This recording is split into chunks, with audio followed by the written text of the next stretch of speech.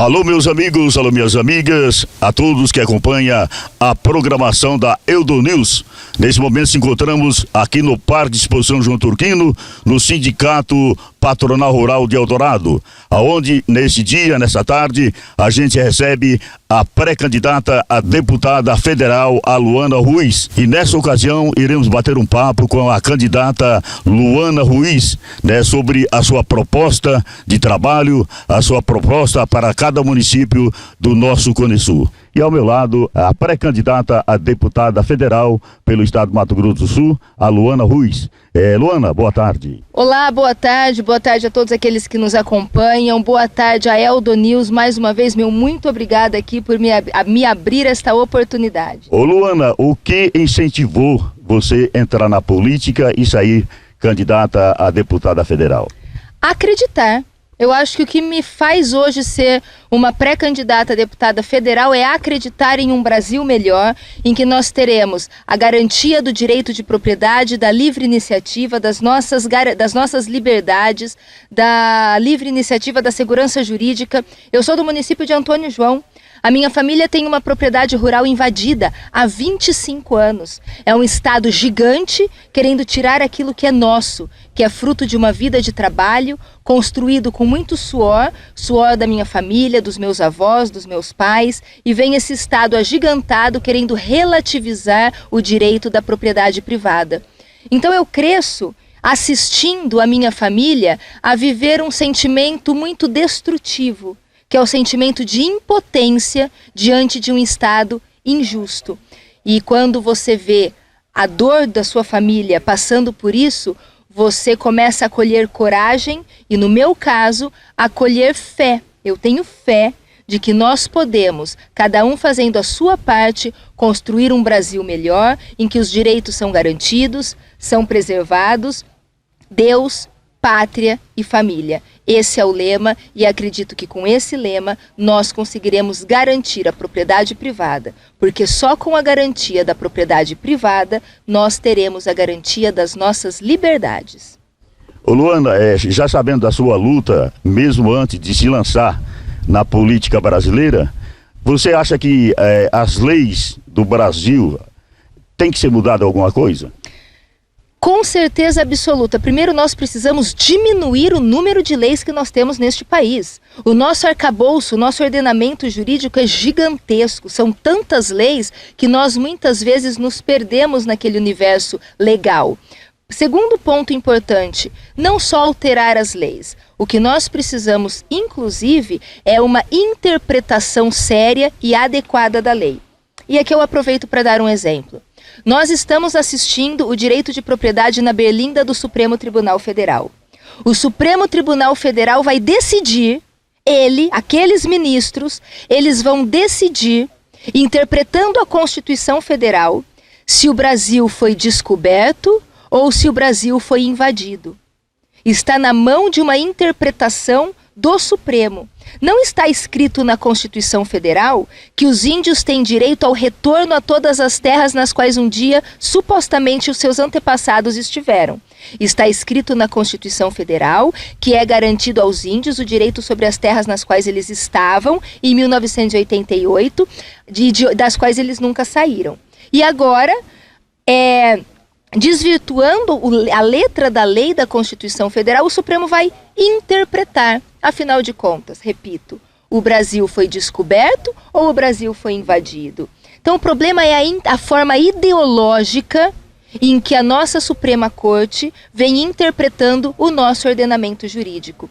Se a Suprema Corte decidir que o Brasil foi descoberto, nós temos a garantia dos direitos dos índios nas terras que efetivamente, tradicionalmente ocupam, e temos a garantia do direito de propriedade. Agora, se essa Suprema Corte, de uma forma ideológica, entender que o Brasil foi invadido e não descoberto, aí nós não teremos mais o direito de propriedade e nós teremos uma absoluta relativização nas nossas liberdades. E eu lhe pergunto, o que faremos? Nós brasileiros, não indígenas, o que faremos? Eu falo, existem alguns pronunciamentos. Vamos perder a nossa propriedade, o nosso chão, a nossa casa, a nossa liberdade, a nossa livre iniciativa. E as pessoas acham que isso é uma questão do produtor rural. Não. é da sociedade brasileira. Porque quando você relativiza a propriedade do produtor rural, você relativiza a propriedade do cidadão brasileiro. E quando se relativiza a propriedade do cidadão brasileiro, se relativiza a sua liberdade. Se nós voltarmos um pouquinho no tempo e na história política inclusive, e pensarmos na Revolução Russa de 1917, queriam o quê? Implementar o comunismo. E para implementar o comunismo precisavam nos tirar o quê? A nossa liberdade. E para tirar a nossa liberdade começaram retirando a nossa propriedade e os meios de produção. É um arcabouço de leis tão vasto, tão extenso, que nós chegamos à anomalia de ter uma legislação sendo discutida na Câmara dos Deputados Federais, seguindo uma linha, e a mesma matéria, ao mesmo tempo, sendo discutida no Senado Federal, seguindo uma linha oposta. Em algum momento, essas matérias serão conflitantes. Isso por quê? Porque existem apenas interesses políticos e existe uma falta de compromisso efetivo com a sociedade brasileira. Está todo mundo lá pensando na ideologia, pensando nos próximos 4 anos, nas próximas eleições, e pensando, já avisando. São pautas eleitoreiras, são pessoas que estão dentro do Congresso Nacional vivendo da política. E aí eu chamo a atenção de quem nos acompanha. Precisamos de renovação. Precisamos, sim, mudanças. Não podemos mexer em time que está ganhando. Temos bons políticos que estão lá há muito tempo e que muito nos honram e muito nos orgulham. Esses merecem ser mantidos. Agora, temos uma vasta maioria que merece aí ser retirado, oxigenação, renovação, e é isso que eu convido. Eu nunca fui candidata a nada. É a primeira vez na vida que eu sou uma pré-candidata a deputada federal. Sou o novo na política. E peço a oportunidade de conhecerem esse novo. Porque se as pessoas não derem a oportunidade para aqueles que estão começando agora, nós vamos perder sempre e vão ficar aí os eternos veteranos. Uma lei que foi aprovada pelo Congresso, que 16 anos pode votar e 16 anos não pode trabalhar. Como você vê a sua visão sobre isso? Minimamente incoerente. Essa é a questão da idade, da oportunidade e da previsão legal de inserção no mercado de trabalho e do direito ao voto. Não tem nada mais cívico do que o voto. E o voto é de uma responsabilidade tão ímpar, tão profunda, que eu entendo como uma incoerência você permitir e defender o voto aos 16 anos e vedar a oportunidade de trabalho, mas mais grave do que isso, a questão da menoridade penal. O jovem hoje, com menos de 18 anos, ele não responde como um adulto, não responde o processo criminal como se um adulto fosse. E para mim isso é uma incoerência, tanto em relação à questão do voto, como em relação à proteção desses jovens. Se nós diminuirmos a menoridade penal, nós aumentarmos, nós colocarmos a menoridade penal lá nos 16 anos, que a partir dos 16 anos o jovem responde pelos seus atos, responde um processo criminal como qualquer adulto hoje, que estamos na idade aí a partir dos 18, se trouxermos isso para os 16 anos, nós estaremos protegendo os nossos jovens do aliciamento das organizações criminosas. Responsabilidade a ele, né? Ele tem responsabilidade, ele já tem essa responsabilidade, mas nem vou entrar nesse mérito. Porque o mérito que faz com que a matéria seja tão conturbada é isso. Ele tem maturidade suficiente para responder pelos seus atos? Eu acredito que sim, mas nem entro nesse mérito. O mérito que eu entro, e que é um elemento objetivo de trazer a menoridade penal para os 16 anos, é de que, quando nós assim fazemos, nós protegemos esses jovens do aliciamento das organizações criminosas que vão atrás dos jovens justamente pelo fato de não responderem o processo tal qual os adultos. Adolescentes de 14, 15 anos, casando com 16 anos. Na nossa época a gente começava a trabalhar cedo e começava a namorar tarde. Hoje não trabalha e já casa. Como é que a sua visão a respeito disso? Olha, Deus, pátria e família. Esse tripé merece ser muito bem preservado. E isso que o senhor está me perguntando é um reflexo da desvalorização da família. Então, nós precisamos ter políticas públicas que valorizam a família, justamente para que nós não tenhamos novas famílias totalmente desestruturadas, que já começam em uma realidade... Já estão, e já começam em uma realidade de desestrutura. Então tem uma coisa muito importante, né, nesse universo da educação, não da educação da escola, da educação da vida, da educação no sentido dos valores do cidadão, que se chama berço. Os pais, os avós, o âmbito familiar é o responsável por erigir, por criar nessas pessoas, nas crianças, nos jovens, nos adolescentes, os valores de uma vida cristã, de uma vida que preza pelos costumes conservadores, a base de tudo. E quando nós vemos jovens que não trabalham, que não estudam, que não têm qualquer qualificação, que não têm qualquer condição de estruturar uma família, criando famílias, eu entendo que é o reflexo de realidades e políticas sociais que não primam, não valorizam a família da forma como a família merecia e merece ser valorizada. Eu defendo muito um Estado mínimo. Eu não gosto do Estado impondo regras na vida do cidadão. Então o ideal não é nós termos uma política pública para impedir que os jovens de 16 anos se casem. O que nós precisamos é voltar lá atrás, lá na origem, e dar uma base familiar, um contexto, investimento muito maciço na educação, para que a gente não tenha o problema do jovem, tão jovem assim, se casando e entrando nessa vida matrimonial e de construção de família. A mesma coisa, filhos, né? Fazendo filhos, o que é uma grande responsabilidade. Então, como eu defendo um Estado mínimo, eu defendo um Estado que não intervenha na vida do cidadão brasileiro. A minha vida, a minha família e a forma como eu educo os meus filhos é uma coisa de foro íntimo que o Estado não deve impor regras, impor normas dentro da família do cidadão brasileiro. Então eu acho que a solução não é eu ficar olhando para o resultado final, é eu voltar lá na origem do problema. Né? E eu falo a mesma coisa em relação à questão da violência doméstica. O Supremo Tribunal Federal vem de forma totalmente irregular, de forma totalmente anormal, legislando. Não cabe ao Supremo legislar, mas ele legisla. O Supremo está criando o crime de opinião. O Supremo criou o crime do feminicídio. O crime do feminicídio faz o quê? Agrava a pena do crime de homicídio contra a mulher. O que eu entendo? Eu acho que é necessário, às vezes, esse tipo de política que cuida do resultado, porque nós precisamos de resultados mais imediatos. Mas o ideal não é isso. O ideal é, ao invés de agravar as penas dos crimes contra as mulheres, eu tenho que voltar os olhos para as mulheres, trazendo para essas mulheres possibilidade de qualificação, estrutura familiar, estrutura psicológica. Quando uma mulher consegue trabalhar, ser independente e ter uma qualificação profissional, ela não precisa se submeter a um relacionamento tóxico para garantir a subsistência de seus filhos. E essa mulher, ela não vai ser tão vítima das violências domésticas.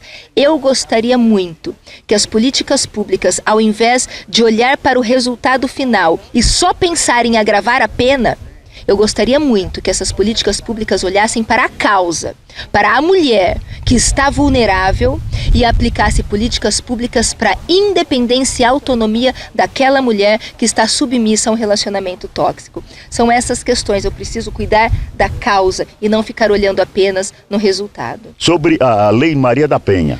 Eu penso que a Lei Maria da Penha merece sim reparos, merece sim alguns ajustes, mas eu não posso criminalizar ou reprovar a Lei Maria da Penha, porque a Lei Maria da Penha, apesar de merecer reparos, ela com certeza ajuda e salva muitas mulheres. Então, é uma legislação que não é perfeita, mesmo porque a perfeição é utópica, mas é uma legislação que com certeza veio para somar sim na garantia dos direitos das mulheres e nesse equilíbrio no universo familiar diante daquela realidade, que ainda existe, né? A realidade da violência doméstica.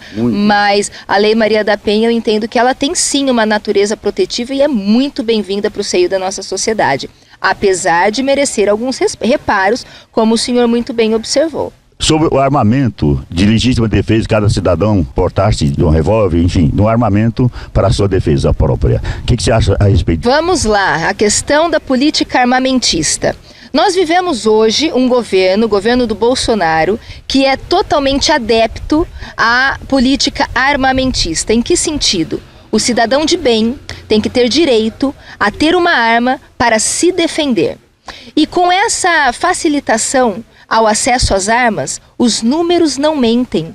O índice de homicídio no Brasil diminui drasticamente com o acesso às armas.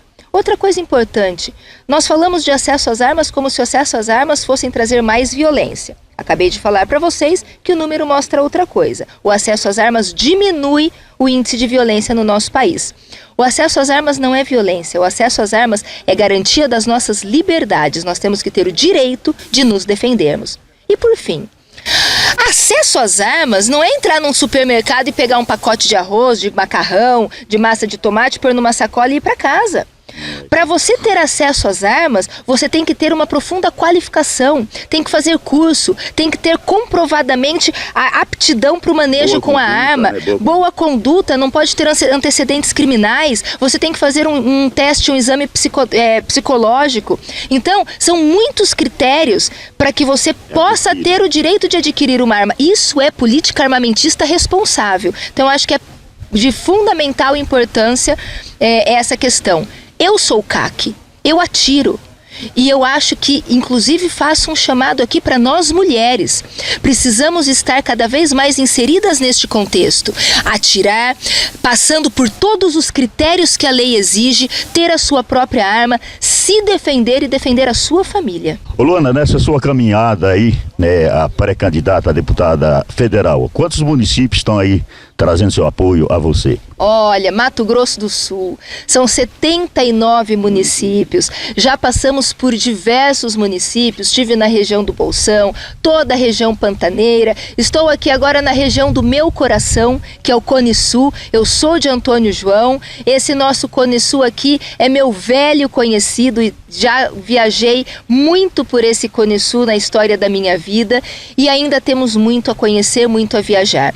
Eu falo que a legislação eleitoral foi um pouco cruel conosco, porque nos deu um prazo muito grande de pré-campanha e campanha mesmo, já com o nosso número, pós-convenção partidária, vai ser um período muito curto. Então eu já quero aproveitar aqui esta oportunidade. Pode ser que eu não tenha a oportunidade de voltar em todos os municípios pelos quais eu já passei. Se isso acontecer, eu convido, venham, nos sigam nas redes sociais. Hoje as redes sociais nos aproximam. Então, espero voltar já com um número pós-convenção. Hoje sou uma pré-candidata, pós-convenção serei uma candidata efetiva, caso passe pela convenção. E pretendo retornar a todos os municípios pelos quais eu já passei. Só não sei se o tempo vai me permitir. É mesmo que esse é uma campanha curta, né? Muito curta. O prazo de convenção é do dia 20 de julho a 5 de agosto. Em algum momento neste período, todos os partidos precisam marcar as suas convenções. Pós-convenção, todos nós seremos candidatos com número, aqueles que passarem pela convenção partidária. E as eleições são no início de outubro, então nós temos aí um tempo muito curto. Fora que pós-convenção, nós ainda precisamos aguardar o registro da candidatura, a homologação da candidatura, nós temos que abrir um CNPJ para abertura de contas, enfim. Então tem alguns dias ainda para nós estarmos com a engrenagem efetivamente funcionando. Montar uma equipe também, né? A equipe a gente já vem conversando, né? Justamente por conta do prazo ser muito curto, mas só depois da convenção que nós vamos... convenção não tem candidato. Não tem, ninguém é candidato, ninguém é vice, ninguém é nada, nós somos pré-candidatos, todos nós temos apenas intenções, então as coisas vão acontecer realmente apenas após as convenções e, como eu disse, um tempo muito curto, infelizmente. Luana, quero dizer para você que foi um prazer muito grande falar com você, né? E Eldorado realmente está recebendo de você de braços abertos. E qual é a sua mensagem que você deixaria à população de Eldorado, principalmente à classe feminina? Gente, primeiro em relação à população de Eldorado, muito obrigada. Obrigada por me receberem, obrigada por essa recepção calorosa, eu só tenho a agradecer. Quero agradecer aqui o meu amigo Botega que está me acompanhando, que me fez uma recepção calorosa e quero dizer para todos vocês o peso da responsabilidade quando as pessoas acreditam no seu nome. E eu levo isso comigo, eu tenho responsabilidade por cada um daquele que confia e que acredita no meu trabalho e que está aí me seguindo nessa trajetória. Para as mulheres, vamos levar as mulheres para o Congresso Nacional. Vamos invadir o Congresso Nacional democraticamente. Não porque as mulheres são melhores, porque nós mulheres não somos melhores. Nós mulheres somos diferentes e é essa diferença que precisa ganhar espaço no Congresso Nacional para que a gente tenha equilíbrio.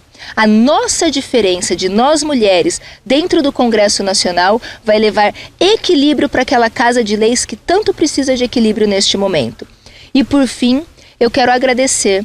Eu estou usando aqui um boné que eu acabei de ganhar de presente do meu amigo Delevate. Me deu esse boné de presente que eu não vou tirar mais da cabeça. Ele me deu e falou assim: eu quero ver se você tem coragem. Tá aqui, ó, coragem. É Bolsonaro primeiro turno, se Deus quiser. Eu falo que a palavra tem força, que assim seja e vamos juntos, vamos salvar o Brasil. Bem, amigos, por aqui estamos encerrando mais um trabalho através da Eldonews. Acompanhe nosso trabalho na nossa página no Facebook e inscreva no nosso canal no YouTube. Givaldo Vieira para Eldonews.